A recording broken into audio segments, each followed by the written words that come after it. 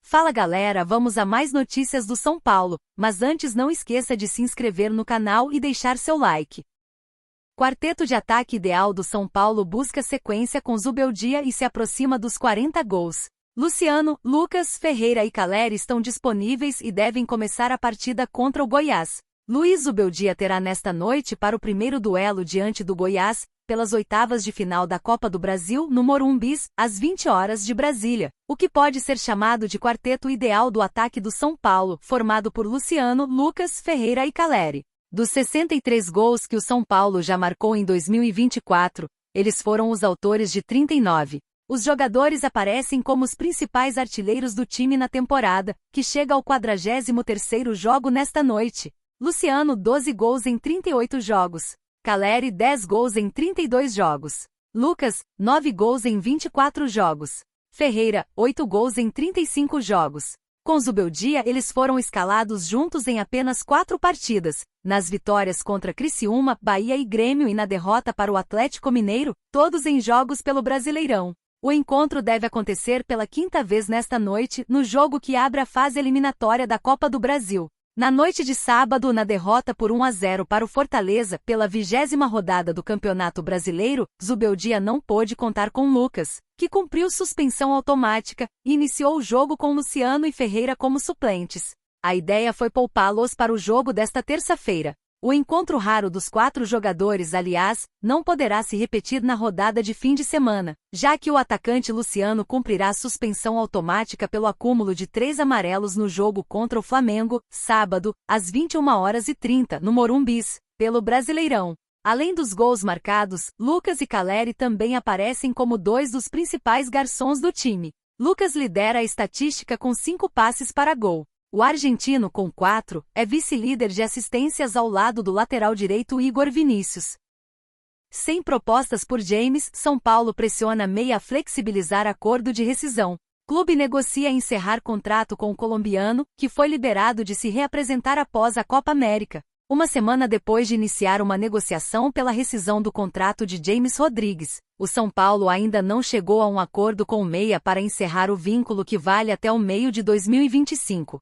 Sem propostas para vender o jogador eleito o melhor da Copa América disputada nos Estados Unidos, o São Paulo pressiona James para que ele flexibilize as condições de um acordo pelo fim do contrato. Recentemente o São Paulo fez um acerto para pagar uma dívida de cerca de 10 milhões de reais para quitar as luvas que foram combinadas na contratação, no meio de 2023. A tentativa de fazer com que James abra mão de uma parte do valor, ou que facilite a forma de pagamento ao menos. O jogador, como aconteceu em fevereiro, não tem dado muito espaço para negociação. Naquela época, ele chegou a pedir para ter o contrato rescindido, mas, sem propostas, exigiu receber tudo, o que frustrou um acordo. Depois disso, até atuou pelo clube sob o comando de Thiago Carpini, mas foi afastado por Luiz Zubeldia. Pessoas próximas ao atleta afirmam que ele recebeu contato de clubes europeus, que seriam de segundo escalão do continente, mas nenhum que tenha buscado São Paulo. A estratégia seria a de contratá-lo quando estiver livre no mercado. No fim de semana, o jogador publicou fotos ao lado da filha, em Miami. Imagens em que ele se diverte na praia geraram críticas de torcedores por ele ter sido liberado dos treinos enquanto negocia a rescisão. O São Paulo esperava que ele se apresentasse no dia 22, após celebrar seu aniversário na Colômbia, mas James pediu para não voltar enquanto tenta encerrar seu contrato.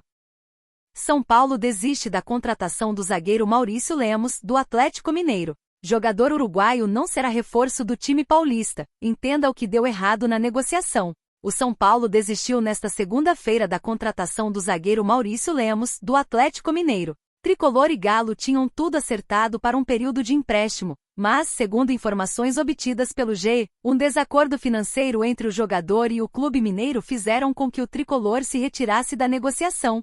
Segundo o Atlético Mineiro, foi Lemos quem não aceitou os valores propostos pelo São Paulo para o empréstimo e que não há nenhuma pendência financeira entre o Galo e o jogador. Lemos, de 28 anos, chegaria para ocupar a vaga aberta com a saída de Diego Costa, vendido recentemente ao Krasnodar, da Rússia. O acordo entre São Paulo e Atlético Mineiro previa um empréstimo sem custos do atleta uruguaio, com um valor fixado pelos direitos econômicos, mas sem obrigação de compra. Lemos chegou ao Atlético Mineiro na temporada passada e fez 41 jogos pelo clube. Começou este ano como titular, sob o comando de Luiz Felipe Scolari, mas perdeu espaço depois da chegada de Gabriel Milito.